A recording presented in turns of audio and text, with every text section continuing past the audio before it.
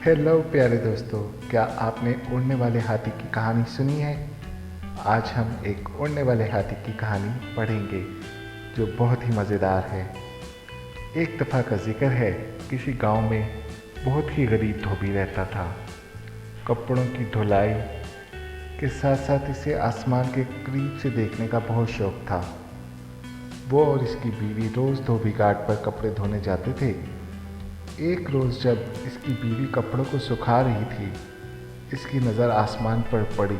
क्या देखती है कि आसमान से एक हाथी उड़ता हुआ ज़मीन पर उतर रहा है। जैसे ही वो ज़मीन पर उतरा तो वो गायब हो गया।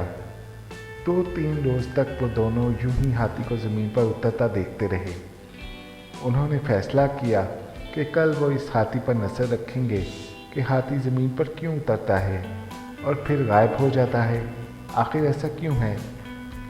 अगले दिन दोनों शिद्दत से इस हाथी का इंतज़ार करने लगे। आसमान पर बार बार नज़र दौड़ाने लगे। आखिर इनको आसमान से हाथी ज़मीन पर उतरता नज़र आ ही गया। दोनों इसके पीछे चल पड़े।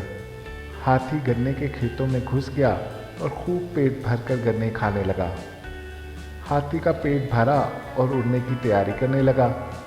जैसे ही उसने उड़ान भरी तो न मियाँ बीवी ने भी हाथी की दुम पकड़ ली और हाथी के साथ उड़ने लगे। हाथी आसमान की बुलंदियों को पहुंचा तो धोबी क्या देखता है कि एक पहाड़ हीरे सोने के जवाहरात से चमक रहा है। यूँ लग रहा था जैसे कोई अपना खजाना यहाँ छोड़कर भाग गया हो। दोनों मियाँ बीवी की आंखें खुली की खुली रह गईं। आखिर हाथी पहाड़ पर उतर गया।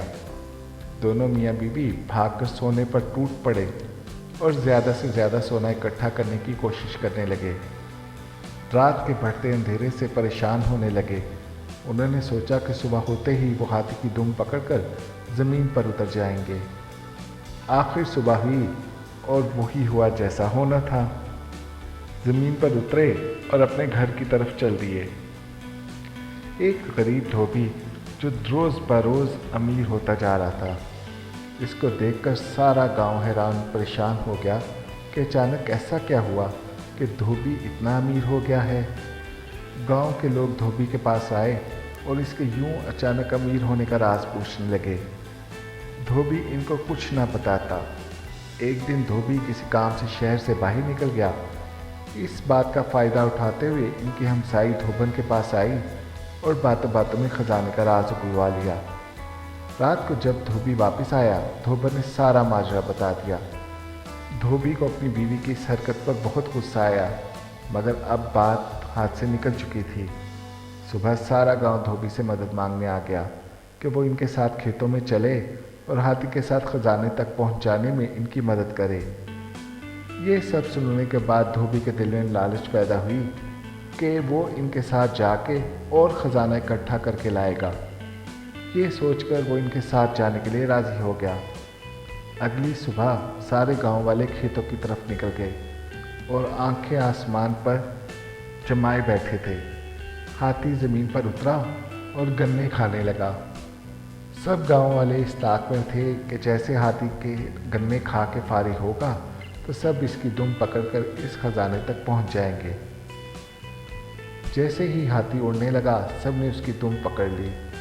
धोबी सबसे आगे इसकी दुम पकड़े हुए था और यूं इसके पीछे एक लंबी कतार में पूरे गांव वाले एक दूसरे को पकड़े उड़ते चले जा रहे थे।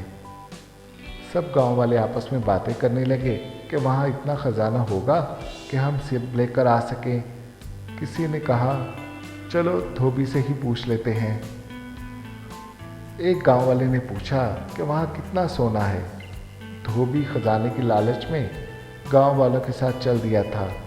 दुम को छोड़ते हुए हाथों को फैलाकर कहने लगा, इतना ज़्यादा। ये कहने की देर थी कि सब के सब ज़मीन पर गिर पड़े और हाथी मज़े से आसमान में उड़ने लगा और गांव वालों को इसकी लालच की सज़ा मिल गई। तो प्यारे दोस्तों, कैसी लगी आपको ये कहानी? प्लीज़ कमेंट बॉक्स में बताइएगा। अपना ढेर सारा ख्याल रखिएगा। हंसते मुस्कुराते रहिए। खुदा हाफिज़।